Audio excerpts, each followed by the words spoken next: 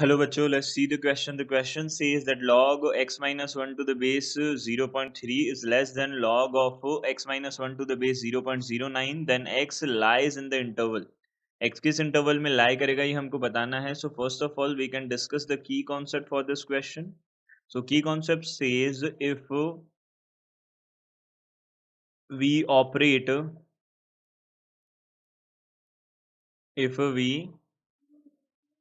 operate any decreasing function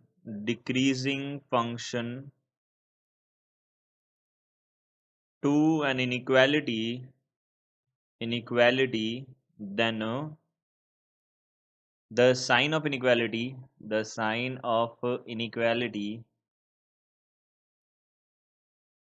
will change. ये हमको ध्यान रखना है. अगर कोई भी ऐसा फंक्शन हम ऐसा कोई डिक्रीजिंग फंक्शन अगर हम अप्लाई कर रहे हैं किसी इनइक्वालिटी पे, तो क्या हो जाएगा, इनइक्वालिटी का साइन चेंज हो जाएगा. तो यहाँ से हमने बोला log 0.3, यहाँ पे x माइनस वन है, बेस के अंदर 0.3 था. log यहाँ से हम बोल सकते हैं x minus one two the base 0.09. अब देखो इसको हम क्या लिख सकते हैं, सबसे पहले ये समझ लेते हैं. 0.3 है, x माइनस वन है, यहाँ से हम इसको लिख सकते हैं log, ये हो जाएगा 0.3 का होल स्क्वायर, एंड यहाँ हो जाएगा x माइनस वन, ये बन जाएगा. अब देखो यहाँ से log x माइनस वन है टू द बेस 0.3 है, this is less than log. अब देखो जब भी हमारे पास में log m to the power n और a to the power n इस तरीके से हो, तो हम इसको क्या लिख सकते हैं, देखो ये हमारे पास a to the power b है, तो यहाँ से इसको हम n upon b log m to the base b लिख सकते हैं. तो इसका हमने यहाँ पे इस प्रॉपर्टी का यूज़ किया, तो यहाँ पे हाफ आ गया. अब यहाँ से कितना हो गया, x माइनस वन 0.3 हो गया.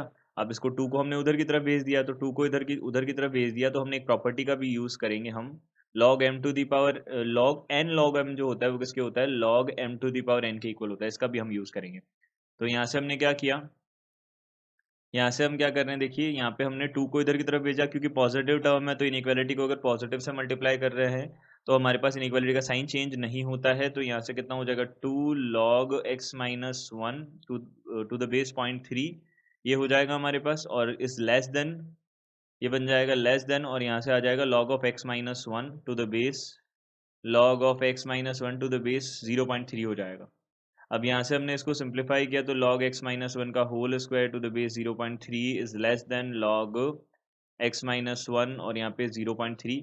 अब देखिए हम 0.3 टू दी पावर x जो है इस फंक्शन को यहाँ पे ऑपरेट कर रहे हैं, तो ऑपरेट करने पे क्या होगा, ये हमारे पास एक डिक्रीजिंग फंक्शन होगा, क्योंकि जब भी हमारे पास a का वैल्यू, देखिए y is equal to a to the power x में इफ a जो है वो हमारे पास 0 टू 1 के बीच में हो, देन क्या होता है, हमारे पास फंक्शन डिक्रीजिंग होता है, डिक्रीजिंग फंक्शन होता है. तो इसलिए हम यहाँ पे क्या करेंगे, इसको लिखेंगे x माइनस वन का होल स्क्वायर. अब डिक्रीजिंग फंक्शन ऑपरेट कर रहे हैं तो इनइक्वालिटी का साइन चेंज कर देंगे, तो यहाँ पे ये x माइनस वन हो जाएगा. अब इस x माइनस वन को हमने इधर की तरफ लिया, तो minus x minus one, this is greater than 0 बन गया हमारे पास. अब देखो x माइनस वन है, इसको कॉमन ले लिया हमने, तो x minus one and minus one बनेगा, दिस इज ग्रेटर देन 0 हो गया. यहाँ से हमने इसको और सिंप्लीफाई किया, तो यहाँ पे x minus one and x minus two बन गया, दिस इज ग्रेटर देन 0. अब हमने क्या किया, नंबर लाइन पे प्लॉट किया इसको. अब देखो हमने देखा यहाँ पे एक तो 1 आ रहा है फैक्टर, और एक 2 आ रहा है. अब इस एरिया में अगर हम 2 से ग्रेटर अगर कोई भी वैल्यू रखते हैं तो ये पॉजिटिव रहेगा, तो यहाँ पॉजिटिव लिख दिया हमने. फिर उसके बाद में 1 से 2 तक ये नेगेटिव रहेगा, और ये इसमें पॉजिटिव रहेगा, ग्रेटर देन है, तो इसका मतलब ये वाला एरिया हमको चाहिए. तो यहाँ से इसका आंसर बनेगा x बिलोंग्स टू कितना आ जाएगा, 1 to minus infinity to 1 union 2 to infinity हमारे पास बन जाएगा, ये हमारे पास बनेगा. तो इसका आंसर होगा हमारे पास D, none of these. So D option will be our correct answer, none of these. I hope you understood it well. Good luck, thank you.